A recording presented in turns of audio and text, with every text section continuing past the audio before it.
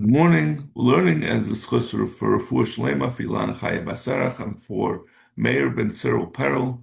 We're on Daf Lamed Amid Beis by the Mishnah, a little more than halfway down. Hashoichet Beis Roshin Ke'echad. If someone shechs two heads of an animal, of two separate animals at the same time, Shchitas Eksher, the Shchita is kosher. If you remember, we had said this was attached to the previous Mishnah, because we said it says hashoichet, which is b'diavad. If it's Chullin, there's no reason why this should be b'diavad. We said before, by a zavicha, when you're shechting for a carbon, by kachim, it's best not to do this. So that's why we say hashoichet. But it's kosher in the end. Good morning, Rafal. We're on Daf Lamed Amid Beis by the Mishnah. Shnayim oichsim b'sakim. If two are holding on to a knife, to a shlacht, what is it called? I forgot what it's called. V'sheichten, and they shecht with the knife. Afilu echad l'mayla v'echad l'mat. Even if one is on top and one is on bottom, shchitas ksher. The shchita is kosher. This again, as we said, we're on Lamed Amid Beis. As we said before, we described this talking about where two people are holding on to the same knife. At least according to the Mandamar, who says that you can't have two separate cuts because that will be not clear. It's not a shchita mufuras. So according to that Mandamar, it's talking about they're holding on to the same knife and they cut at an angle. So one shchita is closer to the bottom and one shchita is closer to the top. It's still kosher. Hitis is a roish b'vasachas. Now, literally, this means if he cut off the head at one time, but the Rishonim say it doesn't mean that. And we've seen this often throughout Chullin, Masechtas Chullin, that when we talk about entirely cutting something off, we mean cutting the two simanim. So if he cuts both simanim in one downward stroke, psula, it's possible because he didn't cut back and forth, right? We have to do a slicing motion. It can't be a chopping motion. You can't use an axe and cut through the siman. How you shake it with this is a rosh b'vasachas. But if he was shechting, meaning he was slicing with a knife, and he does it all in one slice, im yesh besak and malit tzavar. If the knife is long enough that it has, as the Gemara is going to explain, a full extra width, the knife is long enough. Let's say the neck of the animal is 12 inches. You have to have a 24-inch knife for it to be kosher by slicing it. You slice it all in one shot. Because it has to be enough to make a full-fledged, to slice through both simanim. Hayeshoichet, the hit is beis rashim of asachas. If he was shechting and he cut off two heads, like we said before, that you're allowed to do that. He cut two animals in one time, and he used this long knife. It has to have one extra sakin, one extra width of the animal on this knife. So if he's going to do two animals that each are 12 inches, he'd have to have a 36-inch long knife. You have to have, in order for this slicing motion to cut all the way through the simanim with a slicing motion, it has to be one extra head's worth in the knife, so they can go, in addition to passing from one end to the other, he has to continue going for another 12 inches. Now, the Gemara is going to have a suffix if this is what it means. It'll have other interpretations, but that I'm giving you the conclusion. This is only if he goes in one direction. Because this is what we mean by hittis, when he not cuts it in one motion. He only goes in one direction, then it has to be double the size of the width of the neck. But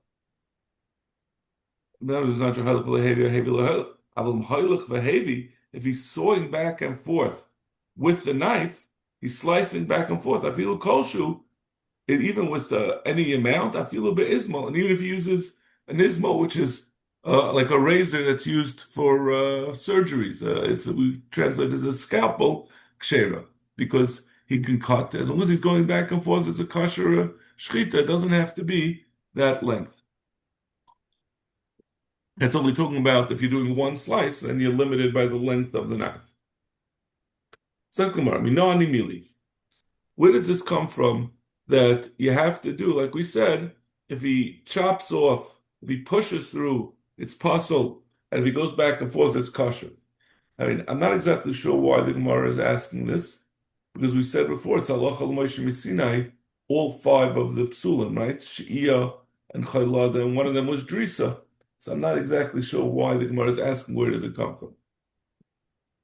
Amar Shmuel, Shmuel says, Amakra, Chet shachat l'shayna meir medaber, like a arrow that slaughters, so is a tongue that deceives.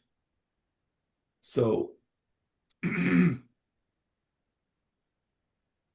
so we're saying that a chet shachat has to be like a fired arrow, like an arrow that shechts. That it has to be in one. Has to be that as it's slicing, it cuts.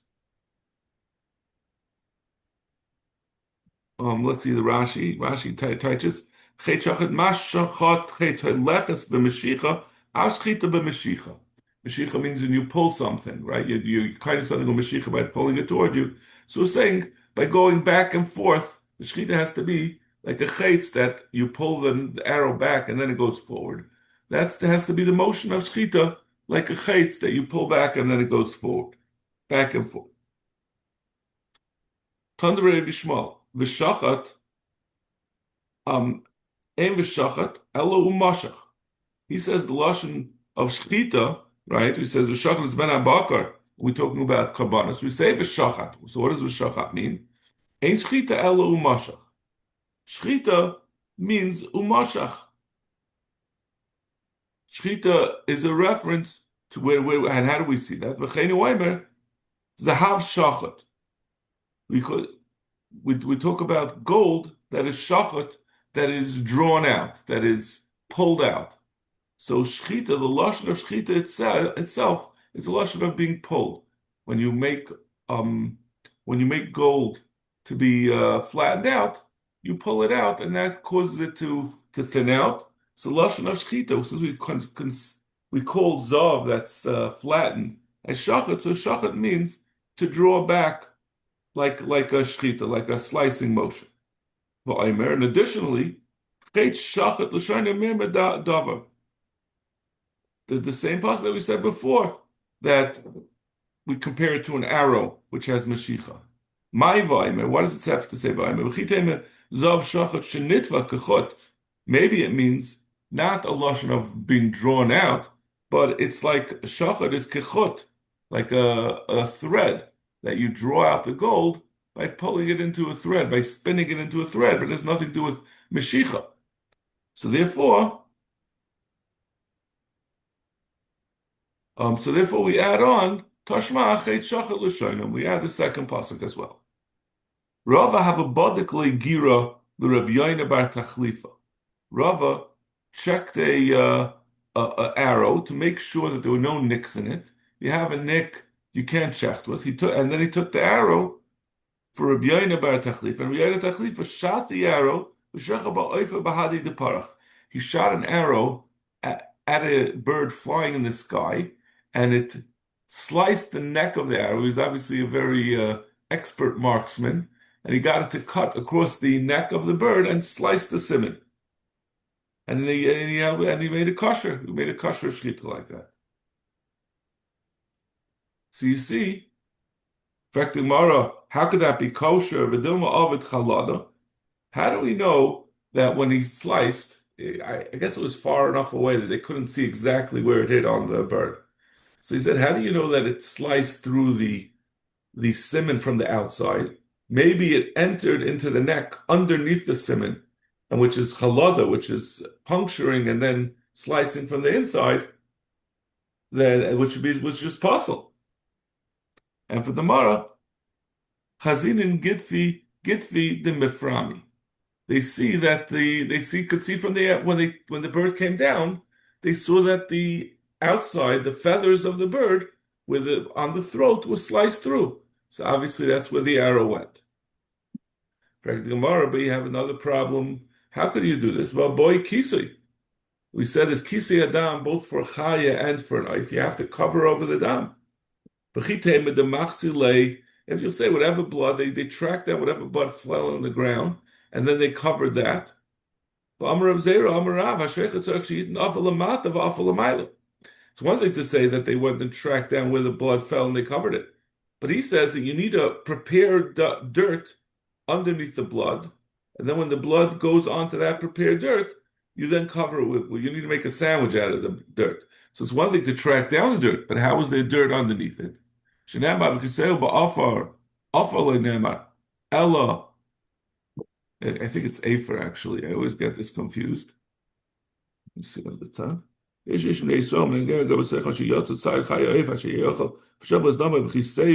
Afar.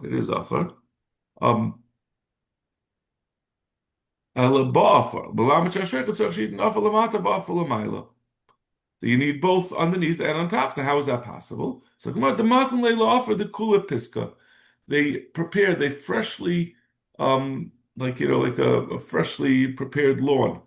They prepared dirt over an entire field, and then they let the bird loose, and he did his marksmanship. And then the bird fell to the ground. They checked that it was sliced from the outside, and they found the blood, and they covered it over with more dirt.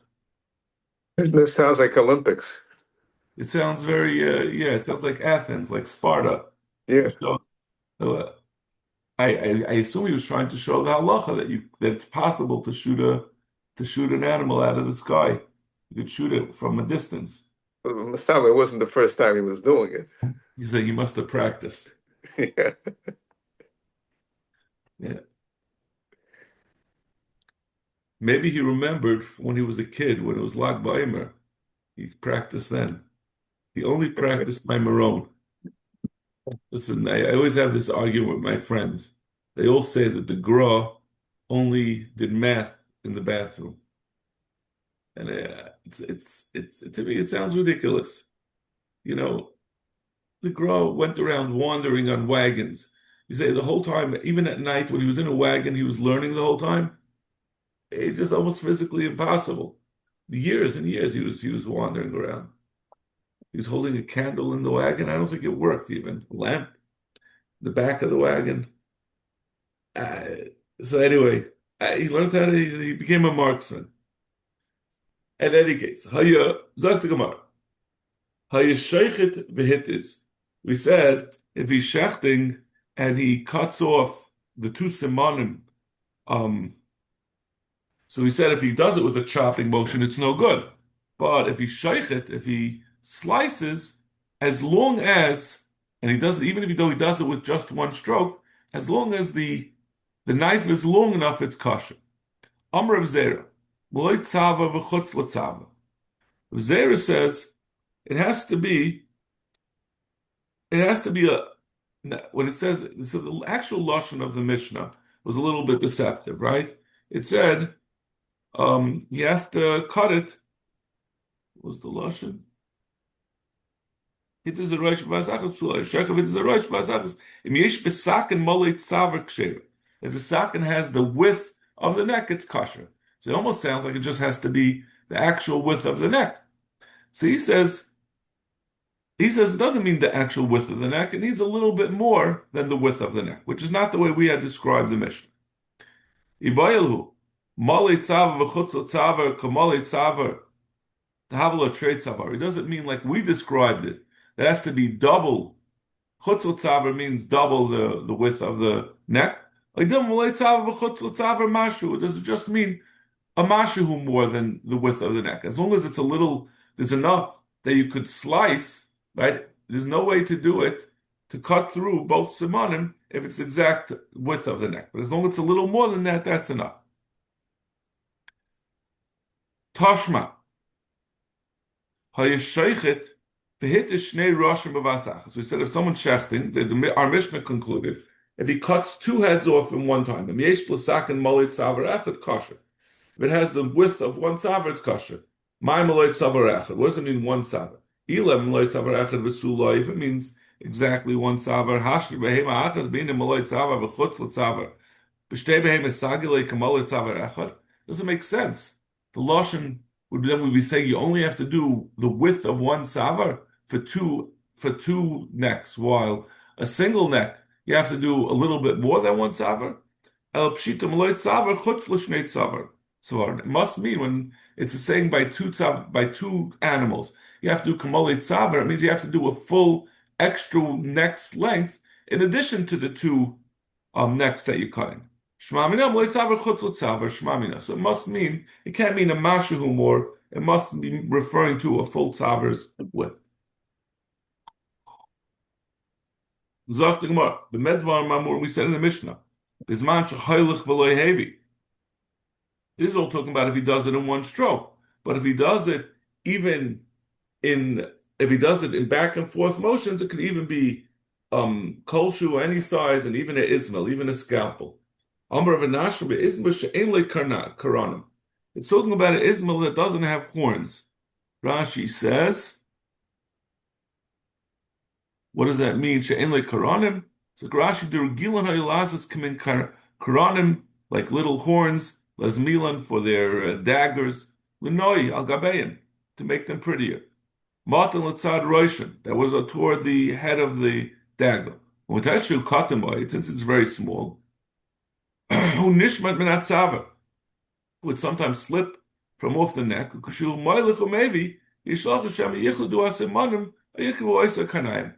We're concerned that these horns sticking out might grab onto the simanim, and like a nick, it will tear the simanim through these protrusions, these little ornaments, instead of slicing with a knife. So that's what we're saying. Even though we say you could use an ismail, it's talking about an ismail that doesn't have these decorations. What's the din with a needle? He said, what happens if you use the point of a needle to? We said you could do any size. What if you use a sharp needle and use that to slice? You slice with the head of the needle. Says no, a needle is no good because it's going to rip. It's going to get caught. If you use the point, it's going to rip the siman. What about something that's used by carpenters? It's a punch, a hole punch that's used to make holes, but it also has that the side of this, it's like a spike, but it also has a sharp side that they use to cut things as they're working. If they need to cut a piece of string, they use the side. What's the din to use the side of that? Says we said any sharp object could be used to cut. Lav machta dushpichi. Isn't that maybe that's what the Mishnah is talking about? These punches that are used by carpenters. So ismail. That's referring to an ismail. Ismail behedik tanila. How could you say that kolshu means an ismail, but the Mishnah said ismail on its own? So prusha kamafash. My kolshu ismail. What does kolshu mean? Ismail. But maybe this punch that has a sharp point would be possible because you might mix it up with a machta, with a needle. If you say it's talking about this carpenter's punch, hashta machta dush ushkifi sharia ismul mibai. If you're saying that even kolshu which is this tool that has a sharp edge is kosher, certainly a scalpel which is only used for cutting would be kosher. So the more ismul shrichale. That's not a raya. We do have to say ismail, even if you say it's talking about this carpenter's tool, because ismail also has a chiddush that it could be mixed up with the ismail that has horns on it. Okay, now we're going to enter into a little discussion of kachim, but It's not heavy duty. It's always easier whenever you talk about kachim. We're not really talking about we're talking about tefillas kalim or tefillah. As long as you don't hear the words rishon and sheni, it's always easier. And what do you call it? A avi avaisa toma and ava toma. We're not getting into any of that. Zok the Mishnah, naflo sakin v'shachta. If a sakin fell from someone's hand, the knife fell from someone's hand, and it shechted as it was falling. Aval pisha shachta kedarka, even though it shechted as it did a good shechita, right? It sliced the behemoth's neck perfectly fine. Psula, it's possible. Shenema v'zavachta v'chalta. Ma'ata shayveach ata eichel. You have to intend to do what you're doing. If it fell, you did not cause it to happen. It just fell. It wasn't you doing it. It happened on its own. So you have to be seveach in order for it to be a kosher shechita. Again, we have to make a distinction. We're not talking about where he threw the knife down. We're talking about it fell out of his hand. So therefore, he had no intent that it should be a shechita at all. Sakimar, taima denaflu. That's only because it fell from his hand. Hay pila. But if he had caused it to go down, hay pila hu kshera. It's still kosher. Even though if he threw it down, even though his intention was not to do a shechita, but he intended the knife to go where it's going, that's a shechita. You have human propulsion behind it instead of just gravity propelling it. Man tana deloy beinin kavana l'shechita. Who is the tana who says it's not necessary that you intend to do a shechita? You just have to intend to do what you're doing. That the knife has to be propelled by you, but even though you have no intention of doing a shechita. Amarava Rav Nasani. This is Rav Nasan, which we had all the way at the beginning of the sector. The Tani Aishia Zeira, the Min Chavri, Aishia the younger from amongst the Chaverim. It's hard to believe that we're already far enough in Chullin that we could say a month ago in Chullin. Like it feels like we just started a week ago. Zarak Sakin. So Zarak Sakin Lenoyatza B'Kaisel. If someone threw a knife, and he intended that it should stick in the wall. Like people throw knives like the axe throwing places. And as it was going, it was an intention to throw the knife, but he wasn't intending to shecht with it, and it shechted, it did a good shechita along the way. Reb Nosson Machsher, Reb Nosson says it's a kosher shechita, but Chum and Poislin. Chum say it's possible. So Reb Nosson holds that such a shechita, without an intention to shecht, as long as he intended for the knife to go, he pushed the knife, it's going to be a kosher shechita. Hu tanila, so he said over this memra for Reb Nosson, Vu amala halacha Reb Nosson. He said taka pasan halacha Reb Nosson, it's a kosher shechita. Frak the Gemara, why do we have to say this again? Va'amrit Rav Chadazimna. Rav already said this halacha that a shechita does not need kavana to shech. It just needs that you propelled a person propelled the knife. It's not. This is from the first Mishnah. If you have a chereshaita of a cotton that's shecht, and an adult is supervising, it's kosher. Who's the Tana of our first Mishnah who says it could be kosher when it's done by the cotton who's not able to have das, to have a kavana? But since as long as it was done properly, it's good. So we already saw from our first Mishnah, like Reb Nosson.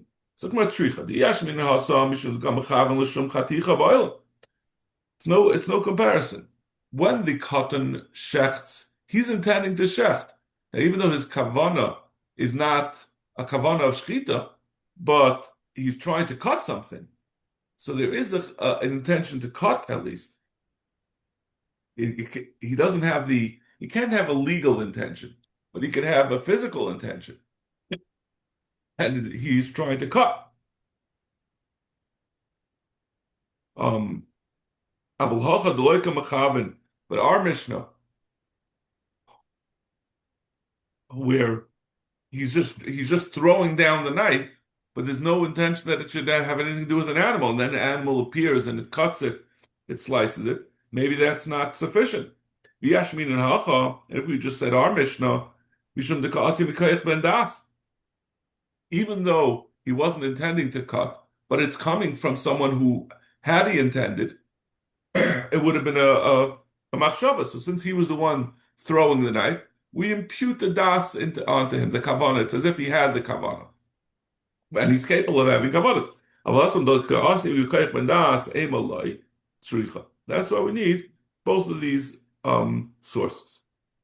Okay, now we start with a little bit of kachim, but I really don't feel it's so difficult.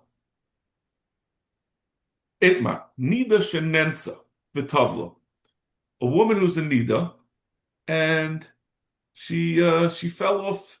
She was walking along, and she fell into a mikveh by mistake. She had no intention of being toivel herself to be machshir herself for her husband. Amr Yudam Rav, to hire lebeisa, she's going to be mutter to her husband. That tefillah is going to be an effective tefillah. This is a continuation of what we were just talking about shechita needs kavanah or not. Now we're talking about whether tefillah needs kavanah or not. So Rav Yudam Rav says she's tar lebeisa, she's tar for her husband, basura lechol b'truma. But this tefillah will not make her, Nida is not allowed to eat truma. If she's a Eshes Kayin, she can't eat truma when she's Tamei Tumas Nida. This will not be metar her to eat truma. He says she's going to be remain Tamei even for her husband because she didn't have a kavana to be type. So Rabbi Yochanan says you need a makshava, you need kavana, even for being matar to a husband, and the distinction between a husband, as the Gemara is going to say, the distinction between a husband being matar to a husband and being matar for truma is that truma is kachim. Kachim, you need a higher level of tyra for. Husband is considered chulin. It's not considered a tyra of kachim. Abelei Ravaler of Nachman. L'Rav da'amatar tyra lebesa basura lecha b'truma. What sense does it make? The Rav says she's tar to her husband and she's also to eat truma. Oven karis hutra. Nida is a iser karis. It's more chamer than truma. She gets karis if she's if he's born a isha nida. Iser misa mibaya. The iser of truma is just misa bidei shamayim, which is lighter than karis.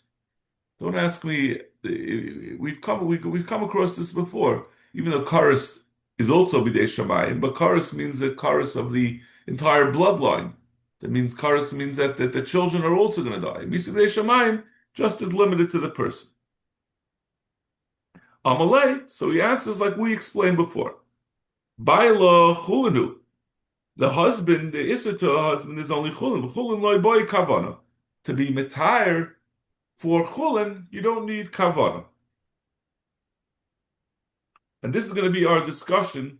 What we're going to go through over the next amud or so is this concept that although a tefillah for kachim requires kavana, a tefillah for chulin, which includes nida, does not need kavana. Now, pretty much everything that I've seen so far in the Gemara, I haven't gotten to the end of the sugya yet, is considered kachim, right? So there are 5 different levels of sensitivity of tumah. The lowest level, besides nida is a different type of tumah, but let's say someone's eating something. You can have the people that eat al tairis hakodesh, which we had a couple of blot ago. People are makabel themselves; they never eat any chulin b'tumah. So that's a chulin dika thing. Or if you have to wash your hands before eating bread, this is all al tairis hakodesh, but it's really chulin. The next level is, I believe, truma. Then you have kachim. And then you have, I think, the paraduma. I might be leaving out some levels, but I think what did I leave? I left out Meiser Sheni, right? The first thing is Chulin, then Meiser Sheni, then Truma, then kachim, and finally you have the para aduma. So those are the different levels of something someone could be mitar himself for. But the first one is chulin al taris hakodesh. Correct Gemara, the chulin loy boy kavan. Is it true that chulin doesn't need kavana? We're not temra. Where do you get this from? It's not. Gal shenitlash.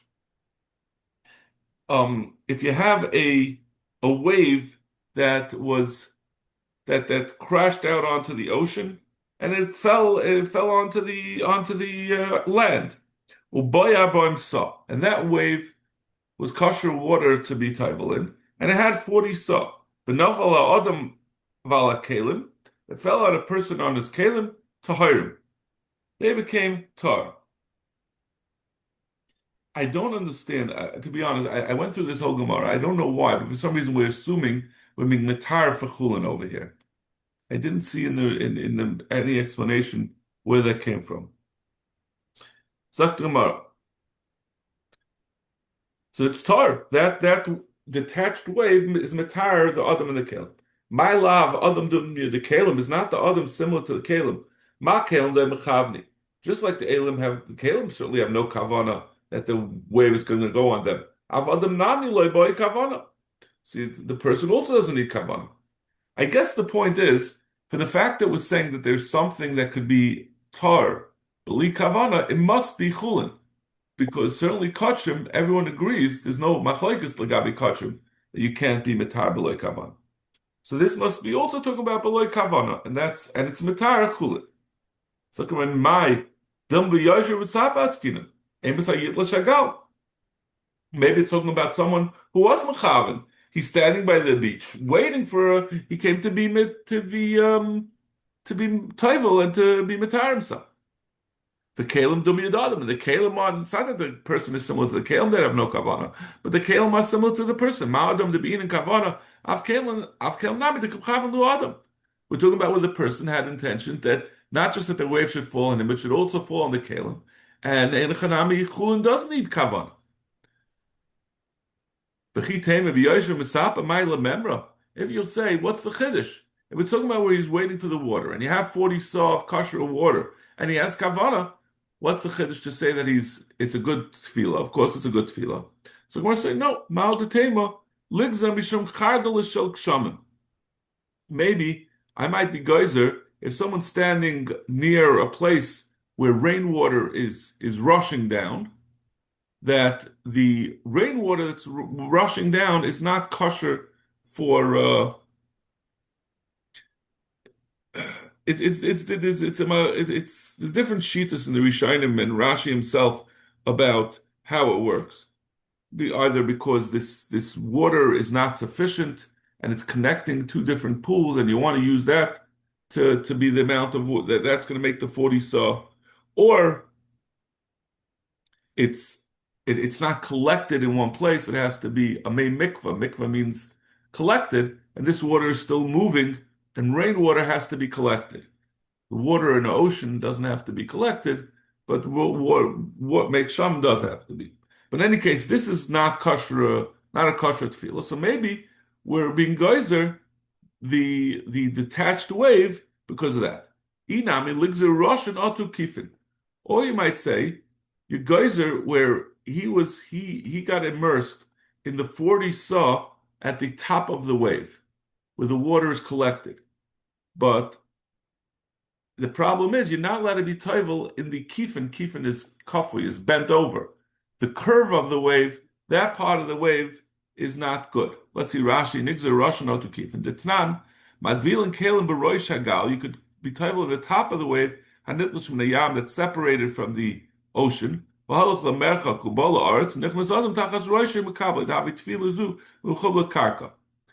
still considered to be to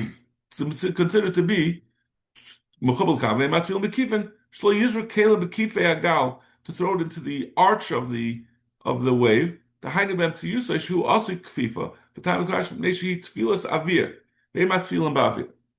I guess when the wave comes over, it hits the ground, the head of it hits the ground, and that's considered to be mechobel karka. When it hits the person, it's also attached to the ground. But the upward part of the wave that's still in the air, that's considered to be, it's not considered to be mechubal karka, it's still considered to be suspended in the air, and you can't be toivel in water that's flying through the air.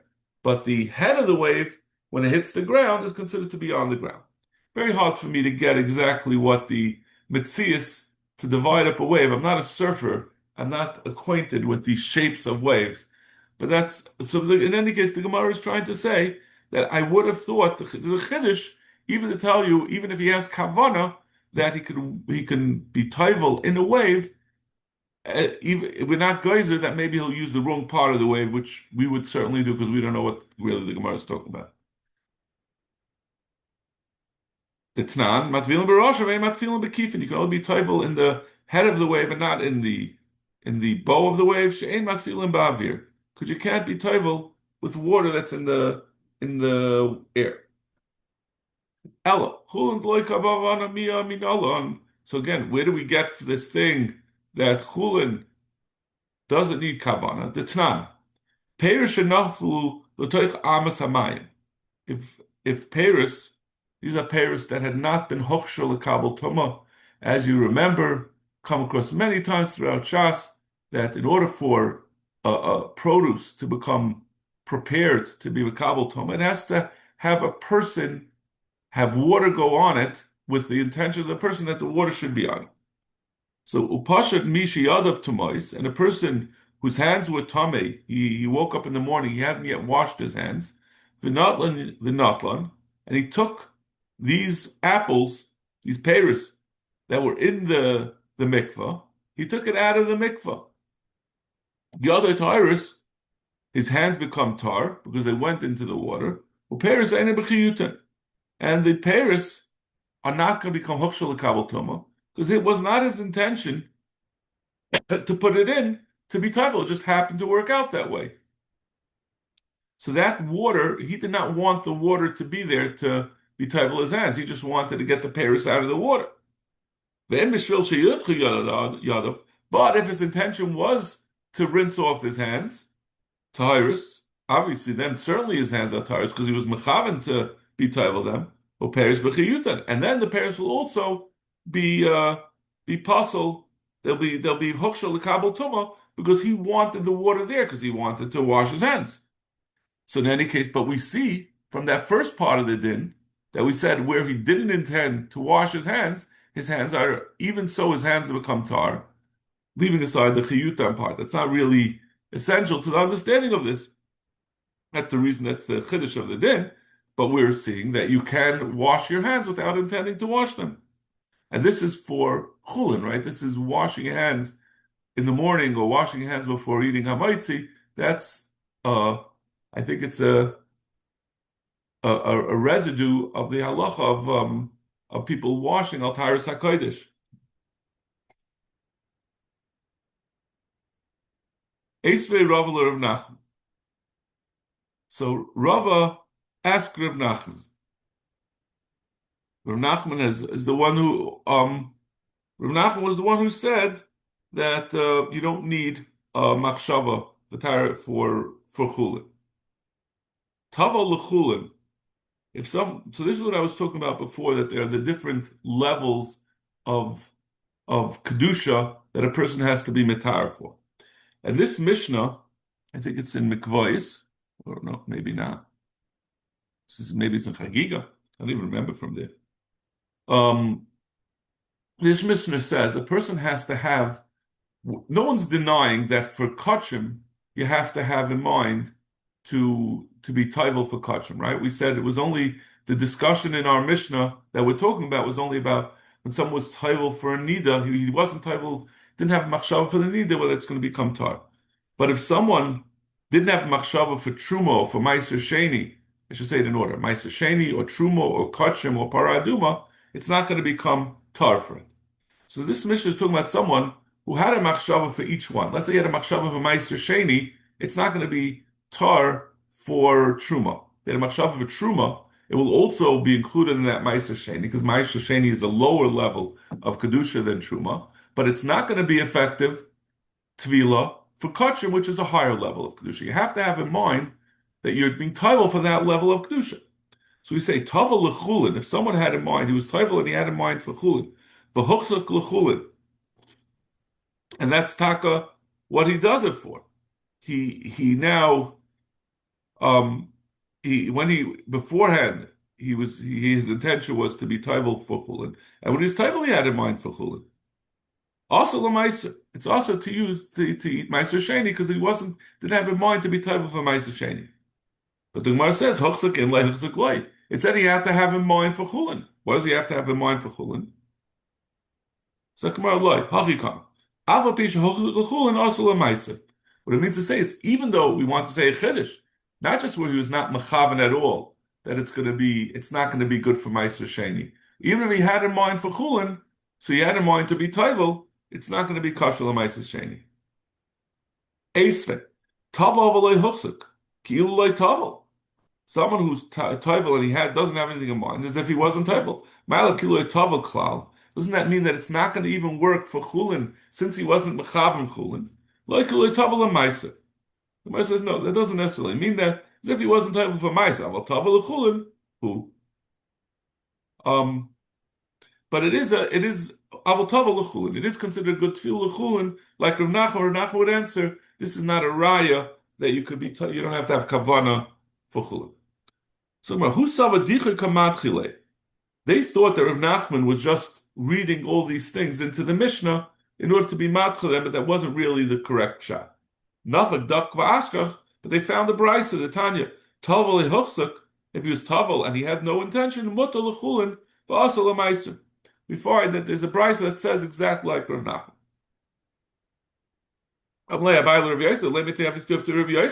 So this should be a raya connected Rabbi Yochanan. This brisa l'chayr is saying exactly like Rabbi Yochanan. There's another brisa that says fakert that disagrees with Rav Nachman. The Tanya Rabbi Yochanan and Yosef Aimer b'chayvis. Matam loymer shenis. The Torah says when you're doing tefillas for a mitzayra, which is also chulin, it's not considered to be kosher. You need to do one tefillah. You have to wash it. When the kohen first finds a beged has a tzaras on it, and then he has to wash it again. He has to be tiled again afterwards. It tells you the second washing has to be like the first washing. The second tefillah also has to be with kavanah. Maybe just like the first washing needs a kohen, maybe this second tefillah also needs to be done on the kohen. The Torah mikol makom tells you v'teir that even a Yisrael, as long as he does it with das, it's going to be good tefillah. So you see from here, a tefillah for mitzayra, which is a tefillah of chulin, is also sufficient. Even it requires that it be bedas, not like Rav Nachman and the first Mishnah. This will be the Mishnah or the Tana that supports the chaylik on Rav Nachman Rabbi Yochanan. Okay, we'll stop over here. Thank you. Have a great day.